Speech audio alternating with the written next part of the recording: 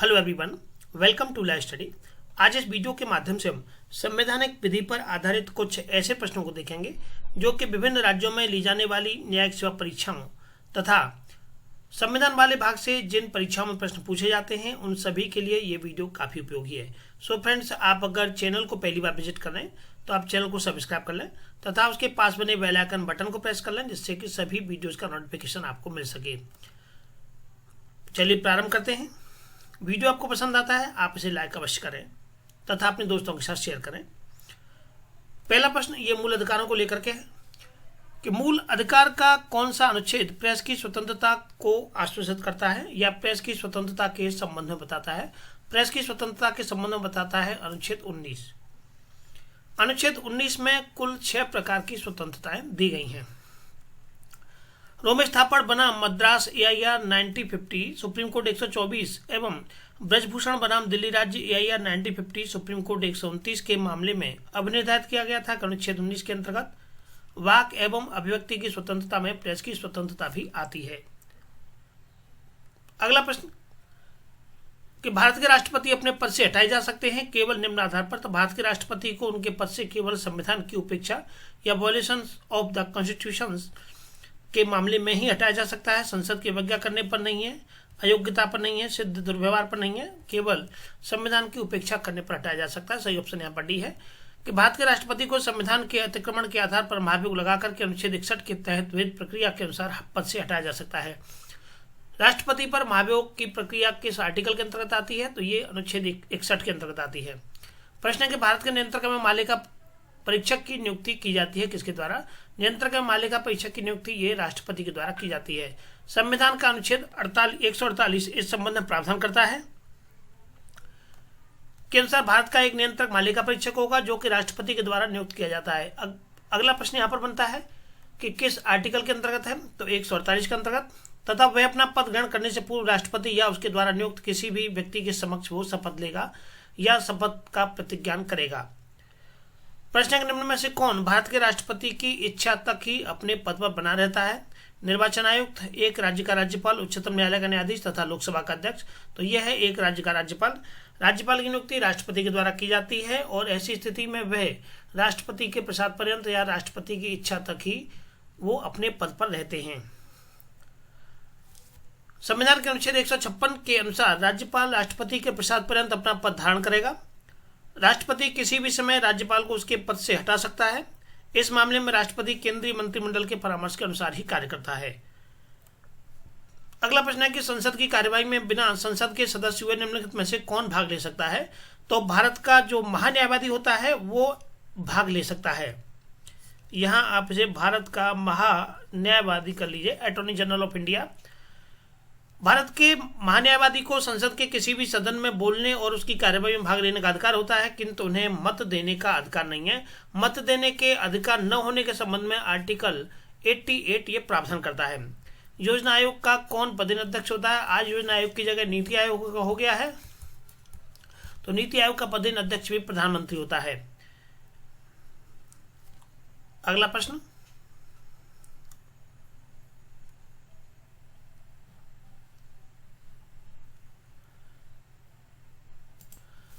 संविधान ऐसी शासन पद्धति की स्थापना करता है जो कि लगभग परिसंघकल्प है, जो कि लगभग परिसंघकल्प अर्थात परिसंघ या संघीय के समान है। यह कथन किसका है, तो यह कथन है केसी वियर का। सही ऑप्शन यहाँ पर सी है। प्रोफेसर केसी वियर के अनुसार संविधान एक अर्धसंघीय संविधान है।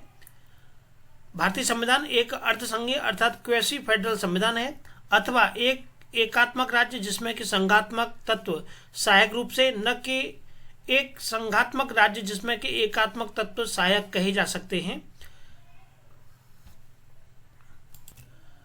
नेक्स्ट प्रश्न है निम्नलिखित में से कौन से उच्चतम न्यायालय के द्वारा निर्णीत बाद में भारतीय संविधान में प्रथम संशोधन किया गया था।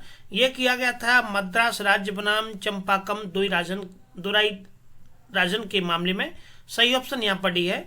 मद्रास राज्य बनाम चंपाकम दोराई राजन AIR 1952 सुप्रीम कोर्ट 226 के मामले में मद्रास सरकार के द्वारा शैक्षणिक संस्थानों में लिए गए आरक्षण को उच्चतम न्यायालय ने धर्म, मूलवंश और जाति के आधार पर किए गए वर्गीकरण के कारण असंवैधानिक घोषित कर दिया था। इस निर्णय के परिणाम स्वरूप संविधान के प्रथम संशोधन के द्वारा अनुच्छेद 15(4) जोड़ा गया था। प्रश्न है कि भारतीय संविधान में अस्पृश्यता उन्मूलन से संबंधित अनुच्छेद कौन सा है? यह है अनुच्छेद 17। सही ऑप्शन यहाँ पर ए है। अनुच्छेद 16 ये लोक नियोजन में अवसर की समानता की बात करता है तथा अनुच्छेद 18 उपाधियों के अंत को कहता है और अनुच्छेद 15 धर्म, मूल, वंश, जाति एवं जन्मस्थान के आधार पर किसी व्यक्ति के साथ कोई भेदभाव नहीं किया जाएगा ये बताता है। अनुच्छेद 17 ये अस्पृश्यता के अंत को बताता है और उसका किसी भी रूप में आचरण निषिद्ध किया गया है। अस्पृश्यता से उपजी किसी भी निरोग्यता को लागू करना अपराध होगा जो कि विधि के अनुसार दंडनीय होगा। राष्ट्रगान को गाते समय खड़े होकर के राष्ट्रगान के प्रति उचित सम्मान को प्रदर्शित किया जाता है। यह कहना उचित नहीं होगा कि राष्ट्रगान में चुप रहना राष्ट्रगान के प्रति अपमान होगा। किस वाद में यह कहा गया था? यह कहा गया था विजोई इमैनुअल बनाम केरल राज्य के मामले में। सही ऑप्शन यहाँ पर ए है। विजोई इमैनुअल बनाम केरल राज्य 1986 3 सुप्रीम कोर्ट केस 615 में यह निर्णय किया गया था कि ऐसा कोई भी कानून नहीं है जिसके अधीन राष्ट्रगान गाने के लिए बाध्य किया जा सकता है। अनुच्छेद 19 के 1 के क में प्रदत्त भाषण एवं अभिव्यक्ति की स्वतंत्रता में चुप रहने का अधिकार भी निहित है। शिक्षा का अधिकार एक मूल अधिकार है।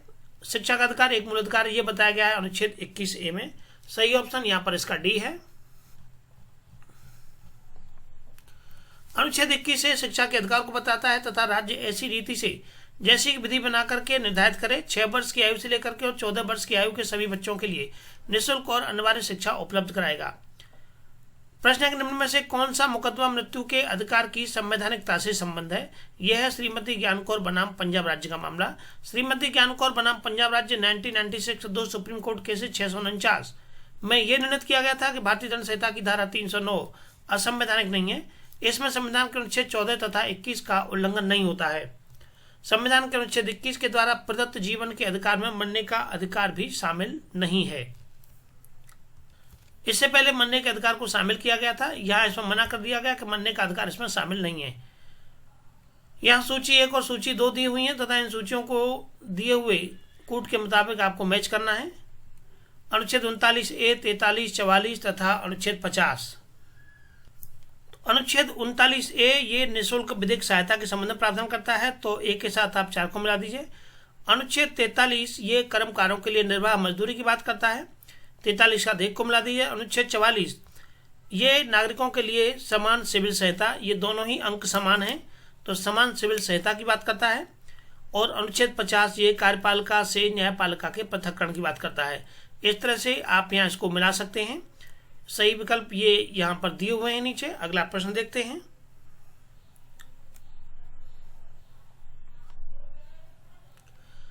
भारतीय संविधान में कितने मूल कर्तव्य दिए गए हैं? तो भारतीय संविधान में दिए गए मूल कर्तव्यों की संख्या 11 है।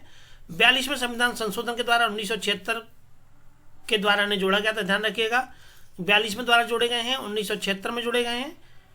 अनुच्छेद ये भाग 4 का क, भाग 4 के क में अनुच्छेद 51 के क में क से लेकर के और यह तक ये कुल 10 मूल कर्तव्य जोड़े गए थे। बाद में 86वें संविधान संशोधन के द्वारा 86 में अमेंडमेंट 2002 के द्वारा अनुच्छेद 51 क में ट जोड़ा गया था। कितने प्रश्न आपके यहाँ पर ध्यान रखिएगा। 42वें संविधान संशोधन के द्वारा कब जोड़ा गया था? 1976 में जोड़ा गया था। सोवियत रूस से लिए गए हैं मूल कर्तव्य। इसके बाद जो भाग 4 का क है इसमें जोड़े गए थे और आर्टिकल 51 के क में भाग 4 में एक पार्ट जोड़ा गया 4 का क। फिर अनुच्छेद 51 में एक पार्ट जोड़ा गया 51 का क जिसमें के 10 मूल कर्तव्य जोड़े गए। बाद में 86वें संविधान संशोधन अधिनियम के द्वारा वर्ष 2002 में एक 11वां मूल कर्तव्य जोड़ा गया। इस तरह से आज जो मूल कर्तव्यों की कुल संख्या है ये 11 है। भारत के उपराष्ट्रपति के पास में निम्न में से एक पद भी होता है, लिखा हुआ है वित्त आयोग का अध्यक्ष, राज्यसभा का सभापति। उपराष्ट्रपति की बात कही जा रही है, योजना आयोग का अध्यक्ष या विशेषाधिकार समिति का अध्यक्ष। तो ये उपराष्ट्रपति राज्यसभा का सभापति भी होता है। सही ऑप्शन यहाँ पर इसका बी है। प्रश्न है कि भारत का संविधान के किस अनुच्छेद के अंतर्गत किसी भी राज्य के राज्यपाल को अध्यादेश जारी करने की शक्ति प्रदान की जाती है?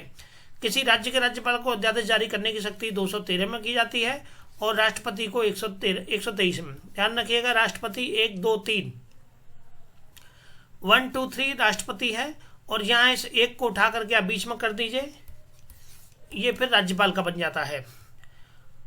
अनुच्छेद 213 के अंतर्गत विधानमंडल के विश्रांत काल में अध्यादेश प्रख्यापित करने की राज्यपाल की शक्ति होती है। अध्यादेश का प्रभाव विधानमंडल के पुनः समवेत होने से 6 सप्ताह की अवधि पर स्वतः समाप्त हो जाएगा, अर्थात 6 सप्ताह के अंदर अंदर आपको उस विधानमंडल के द्वारा उस जो अध्यादेश जारी किया गया था उसे पास करना होता है, और यदि वो 6 सप्ताह के अंदर पास नहीं होता है तो फिर उसका प्रभाव वो निरस्त हो जाएगा और वो प्रभावहीन हो जाएगा यदि विधानमंडल के द्वारा स्वीकृति नहीं दी जाती है। इसीलिए यहाँ एक प्रश्न और बनता है कि कितने समय के अंदर यदि अध्यादेश राज्यपाल के द्वारा जारी कर दिया गया है तो ऐसे अध्यादेश को 6 सप्ताह के अंदर अंदर पास होना आवश्यक है। राष्ट्रपति के द्वारा लोकसभा में कितने सदस्य मनोनीत किए जाते हैं? तो राष्ट्रपति के द्वारा लोकसभा में मनोनीत सदस्यों की संख्या 2 रहती है। अनुच्छेद 331 अनुच्छेद 81 में किसी बात के होते हुए भी यदि राष्ट्रपति की यह राय है कि लोकसभा में आंग्ल भारतीय समुदाय का प्रतिनिधित्व पर्याप्त नहीं है तो वह लोकसभा में उस समुदाय के 2 से अनाधिक अर्थात 2 से अधिक नहीं होंगे 2 से अनाधिक सदस्यों को नाम निर्देशित कर सकेगा। संघीय कार्यपाल का आधारित प्रश्न है कि भारतीय संसद में सम्मिलित है, तो संसद में शामिल होता है लोकसभा, राज्यसभा और राष्ट्रपति।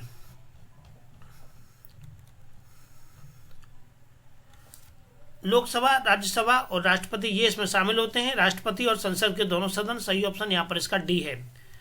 संविधान के अनुच्छेद 79 के अनुसार संघ के लिए एक संसद होगी जो कि राष्ट्रपति और दोनों सदनों से मिलकर बनेगी, जिसके नाम राज्यसभा और लोकसभा होंगे।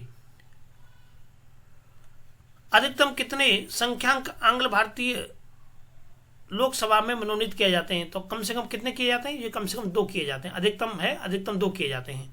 अनुच्छेद 331 के अनुसार राष्ट्रपति की राय में लोकसभा में आंग्ल भारतीय समुदाय का प्रतिनिधित्व नहीं है तो समुदाय के अधिक से अधिक 2 सदस्यों को राष्ट्रपति नाम निर्देशित कर सकता है। संविधान के कौन से अनुच्छेद के द्वारा उच्चतम न्यायालय में असाधारण शक्ति विनिहित की गई है?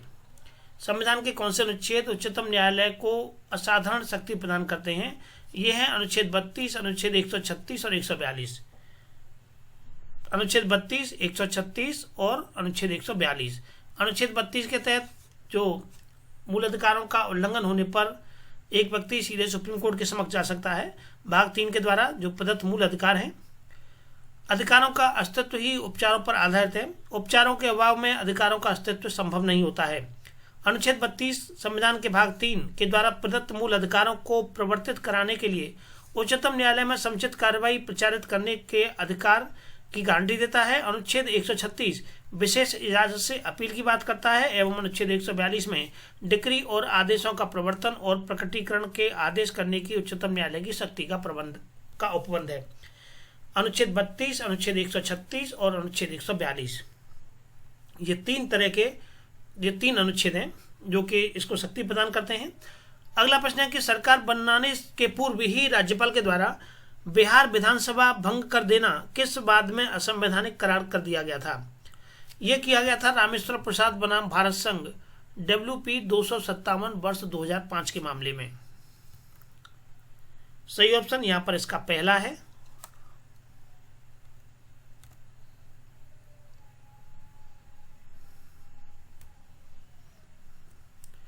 रामेश्वर प्रसाद बनाम भारत संघ 2002-2006 2 सुप्रीम कोर्ट केसेस के मामले में बिहार के राज्यपाल ने अभी विधानसभा का गठन नहीं किया था, अर्थात विधानसभा का गठन करने से पूर्व ही अनुच्छेद 356 के अंतर्गत राष्ट्रपति शासन लागू करने और विधानसभा को भंग करने की सिफारिश राष्ट्रपति को भेजी गई थी।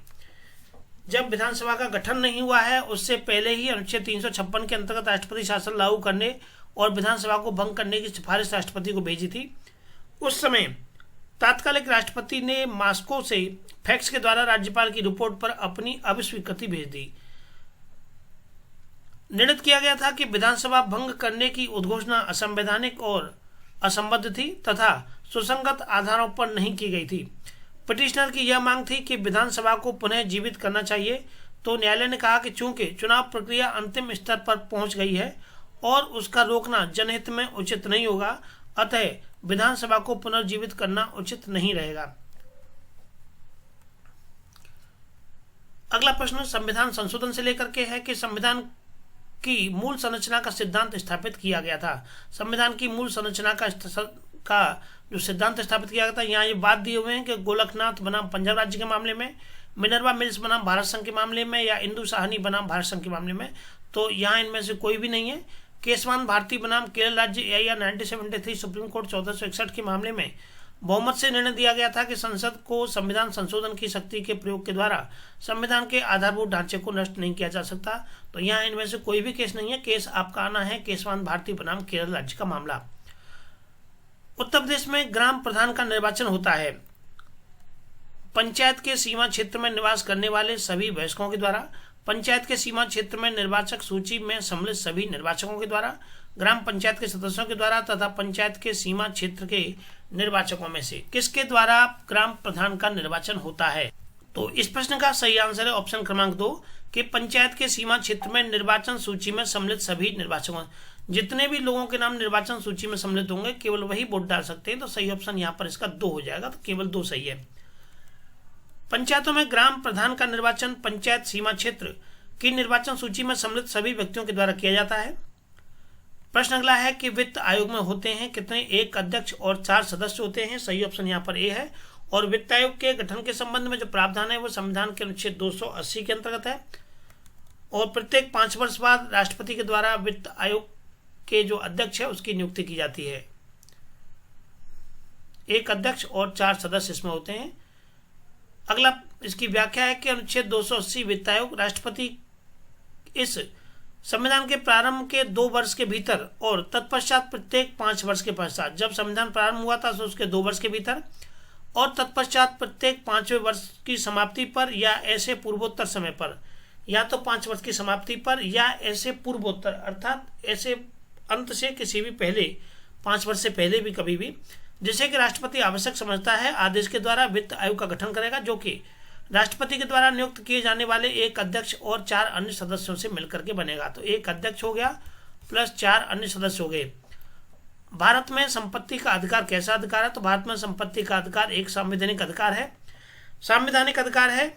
और ये संपत्ति के अधिकार को 44वें संविधान संशोधन के द्वारा 1978 में हटा दिया गया था। आज ये अनुच्छेद 300 के ए में इसको समाविष्ट कर दिया गया है।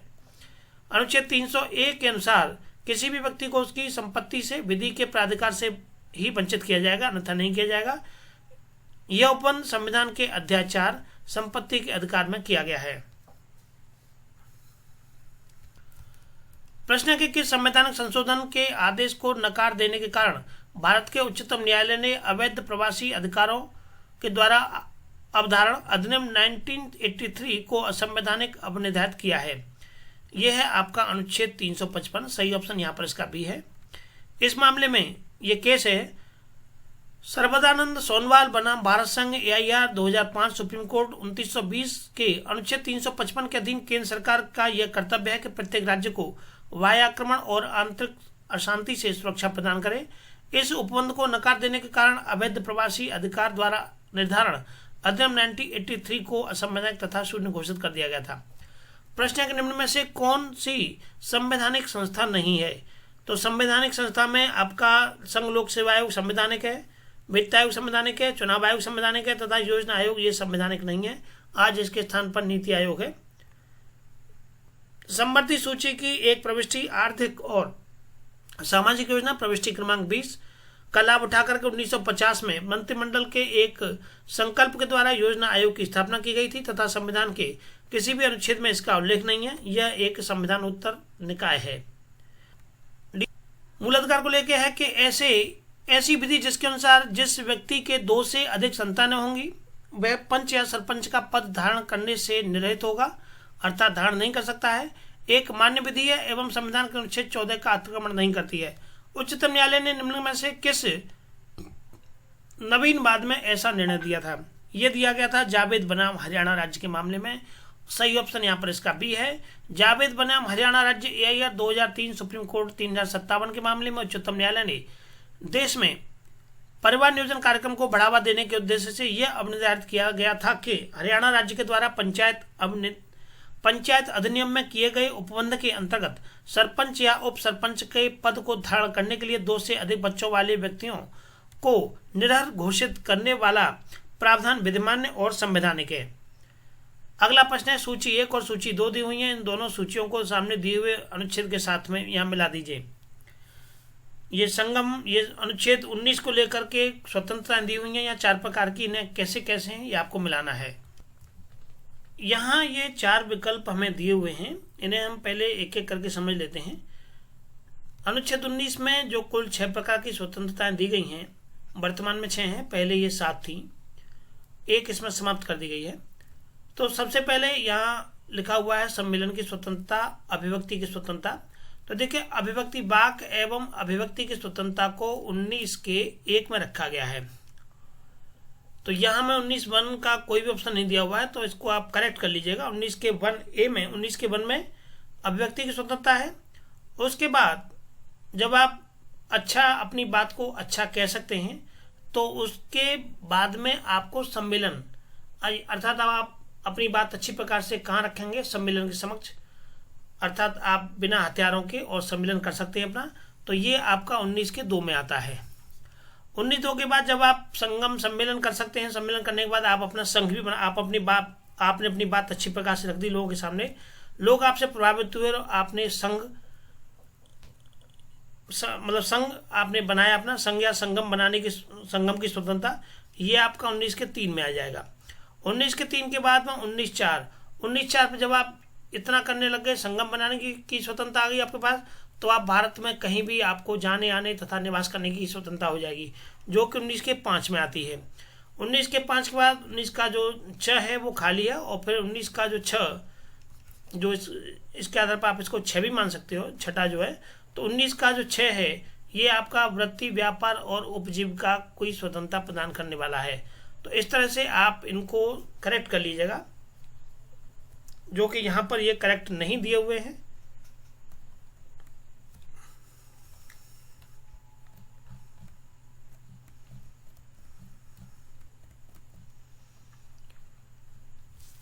सम्मेलन की स्वतंत्रता यहाँ 19 का 3 लिखा हुआ है। शांतिपूर्वक एवं निर्यात सम्मेलन की स्वतंत्रता के लिए अनुच्छेद 19 का ये 2 आता है। वृत्ति, व्यापार और उपजीविका के लिए 19(6) ये करेक्ट है। अभिव्यक्ति की वाक एवं अभिव्यक्ति की स्वतंत्रता को लेकर के 19(1) प्रावधान करता है, तथा संगम या संघ बनाने की जो स्वतंत्रता है ये आपका 19 के 3 में आती है।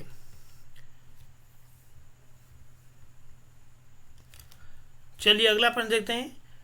राष्ट्रगान के प्रति अपेक्षित आदर प्रकट करने के लिए क्या करना आवश्यक होता है? तो राष्ट्रगान के प्रति अपेक्षित आदर प्रकट करने के लिए आदर पूर्वक खड़े रहना होता है। सही ऑप्शन यहाँ पर बी है। इमैनुअल बनाम केरल राज्य 1986 3 सुप्रीम कोर्ट केस 615 में यह अवनिर्धारित किया गया था कि किसी भी व्यक्ति को राष्ट्रगान गाने के लिए बाध्य नहीं किया जा सकता यदि उसका धार्मिक विश्वास ऐसा करने की अनुमति नहीं देता है। तो अनुच्छेद 19(1) के क में प्रदत्त भाषण एवं अभिव्यक्ति की स्वतंत्रता में चुप रहने का अधिकार भी निहित बताया था। भारत के उच्चतम न्यायालय ने किस वाद में यह अवनिर्धारित किया था कि धूम्रपान न करने वालों को वायु प्रदूषण से पीड़ित होने के लिए विवश नहीं किया जा सकता है। यह है मुरली एस देवड़ा बनाम भारत संघ का मामला। काफी इंपोर्टेंट केस है, खूब पूछा जाता है। मुरली एस देवड़ा बनाम भारत संघ AIR 2002 सुप्रीम कोर्ट 40 के मामले में उच्चतम न्यायालय ने सभी राज्यों और सभी संघ क्षेत्रों को निर्देश दिया है कि सार्वजनिक स्थानों, सार्वजनिक यातायात के साधनों जिसमें कि रेलगाड़ियां भी आती हैं, स्वास्थ्य संस्थाओं, शैक्षणिक संस्थाओं, पुस्तकालयों, न्यायालयों, भवनों, सरकारी कार्यालयों आदि में धूम्रपान करने पर रोक लगा दे। धूम्रपान स्वास्थ्य के लिए खतरा है और इससे धूम्रपान करने वालों के स्वास्थ्य पर बुरा प्रभाव पड़ सकता है, किंतु इसका तात्पर्य यह नहीं है कि धूम्रपान न करने वालों के स्वास्थ्य के लिए खतरा उत्पन्न कर दिया जाए। इसका कोई भी कारण नहीं है कि धूम्रपान न करने वाले व्यक्ति को प्रदूषण का शिकार करने के लिए बाध्य किया जाए। प्रश्न है कि भारत के संविधान के अधीन निम्नलिखित में से कौन सा राज्य धर्म की स्वतंत्रता पर निर्बंधन लगाने का विनिर्दिष्ट आधार नहीं है? कौन सा राज्य के द्वारा धर्म की स्वतंत्रता पर निर्बंधन लगाने का विनिर्दिष्ट आधार नहीं है? पहला है लोक व्यवस्था, दूसरा है सामाजिक न्याय, तीसरा है स्वास्थ्य तथा चौथा है नैतिकता। तो इसका सही ऑप्शन यहाँ पर है सामाजिक न्याय के आधार पर धर्म की स्वतंत्रता पर निर्बंधन या रेस्ट्रिक्शंस लगाने का कोई भी राइट नहीं बनता है। अनुच्छेद 25(1) के अनुसार लोक व्यवस्था, सदाचार और स्वास्थ्य तथा भाग 3 के दूसरे उपबंधों के अधीन रहते हुए सभी व्यक्तियों को अंतःकरण की स्वतंत्रता तथा धर्म को आबद्ध रूप से मानने तथा आचरण करने और प्रचार करने का अधिकार प्रदान करता है।